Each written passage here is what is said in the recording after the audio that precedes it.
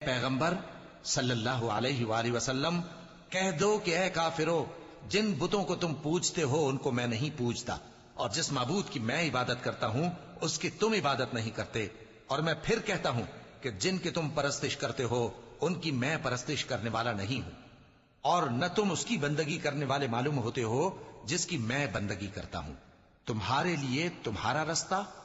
میرے لیے میرا رستہ۔ کہو کہ میں صبح کے مالک کی پناہ مانگتا ہوں ہر چیز کی برائی سے جو اس نے پیدا کی، اور اندھیری رات کی برائی سے جب اس کا اندھیرا چھا جائے، اور گنڈوں پر پڑھ پڑھ کر پھونکنے والیوں کی برائی سے، اور حسد کرنے والی کی برائی سے جب وہ حسد کرنے لگے۔ کہو کہ میں انسانوں کے پروردگار کی پناہ مانگتا ہوں، یعنی لوگوں کے بادشاہ کی، لوگوں کے معبود کی، اس بڑے وسوسہ ڈالنے والے کی برائی سے جو اللہ کا نام سن کر پیچھے ہٹ